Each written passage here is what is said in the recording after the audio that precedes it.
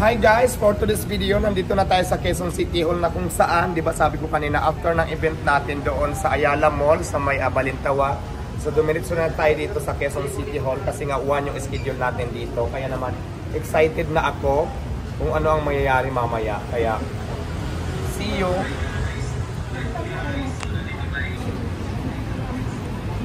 Dito tayo, is the right door.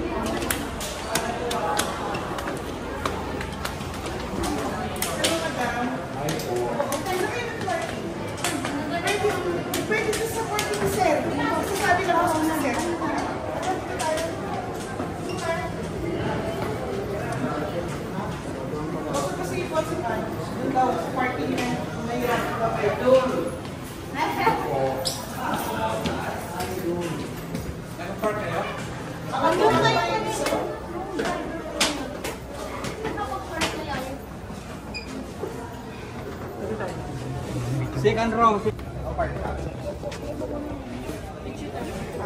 Ano magsiselfie pa?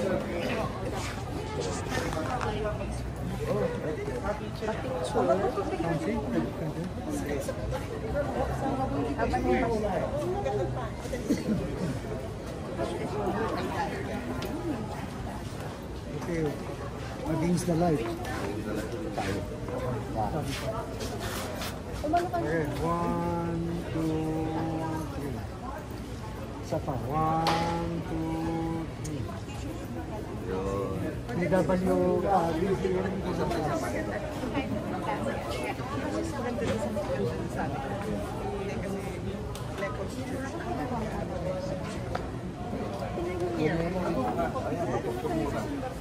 Saan sila uupo? Dito po sa dito po sa second row.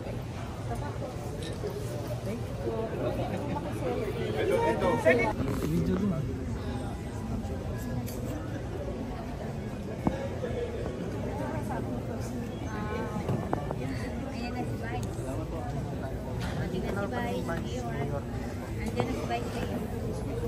So, nandito na po, dumating na si Vice Mayor, si Gian Soto, na kung saan nakasama natin siya ng grand opening ng Quezon City branch ng Diwata Paris Overload. Kaya naman, this is the second time around na magkikita kami ni Vice Mayor Gian Soto. So, ayan na siya, dumating na siya doon sa may harapan. Ayan. So, hindi natin siya makakausap kasi medyo may kalayuan yung upuan ko at saka upuan niya. So, pero hopefully, nabigyan ka tayo ng pagkakataon para makapagpa-picture mamaya at matanong natin siya. So, sana lang ha, hindi pa yan sure. Sana lang na makausap ka siya mamaya. So, yun. Yun ang kaganapan dito ngayon. From our Polonia Samson.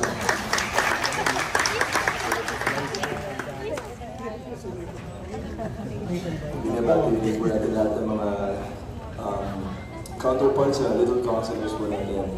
Let's say DQR. May ako Hindi pumasok yung officer. Pwede sa likod, pwede sa likod. Pwede naman mo.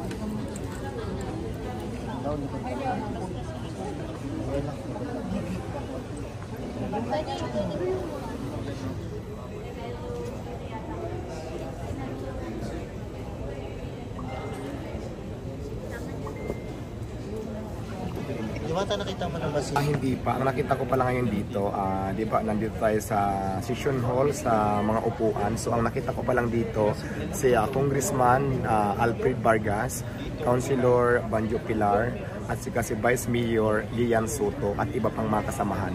So, hindi pa natin nakikita si Joy Belmonte at excited na po tayo na makita si Mayora ng Quezon City, which is si Joy Belmonte. So, abangan natin mamaya kasi hindi pa naman tayo nag-i-start. Nang hopefully makapagpa-picture tayo at makausap natin kahit sandali lang na isang malaking karangalan sa atin na makausap natin ang ganitong klaseng mga tao, no? Kasi tayo naman is normal lang na tao, tapos makausap natin yung mga vice mayor, mayor at congressman. It's a big opportunity at isang malaking karangalan to para sa akin. So abangan nyo ang mga mangyayari mamaya. So ipakita nyo muna yung lugar. Isang ano pala, ngayon na palang daw. Kaya pala na, ako na lang. So ang kagandahan dito sa kanila guys, dito sa Quezon City Hall, kasi very approachable sila, kasi nagpaalam naman tayo na kung pwede mag-vlog, which is pinayagan naman tayo nila. Kaya ayan, nandito ngayon yung team vlogger natin na kung saan magko-cover kami at ibablog natin yung mangyayari dito mamaya dito sa Quezon City Hall mismo, na kung saan isa tayo sa mga imbitahan na mabibigyan tayo ng isang parangal, isang appreciation award na talaga namang ibibigay nila sa atin. So maraming salamat din kasi sa dami ng mga tao, di ba? Ako ang napili nilang bigyan ng award na katulad ng tatanggapin natin ngayon. Kaya isang malaking karangalan yan para sa akin. So abangan nyo na lang mamaya ang mangyayari. So yun lang guys. Sorry sa mga napansin ko, yung suit po ni Diwata. So sa mga oras na ito, dumating na si Eli Juan, ang councilor ng Quezon City. At nakita ko na rin si Vito Soto, si Councilor Vito Soto. So ayun sila nakaupo, nakabata.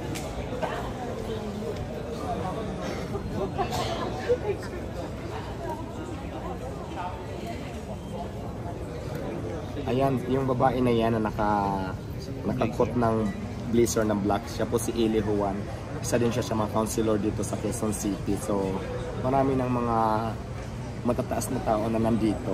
At mayroon din mga ilan na mga nagtataas-taasan. Si Alvin nandito ngayon. So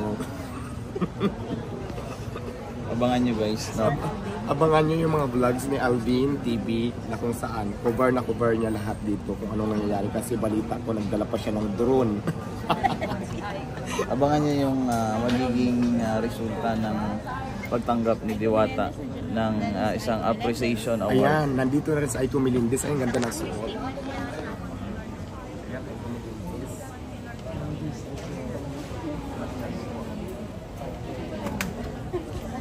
Aiko Melindez nandito na din sa kasi Councilor Christine Matias, nandoon sila magkatabi.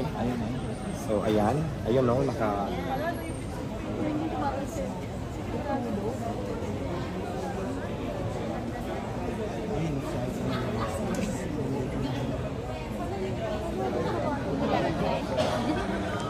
ni kagalang-galang Dorothy de Armente MD.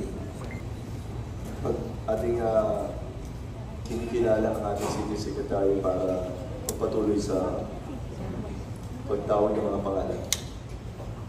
Mga membro ng ating Consejo, ang ikalawang punong Luzon, Gian G. Soto at ang namumuno. Mga konsehal ng unang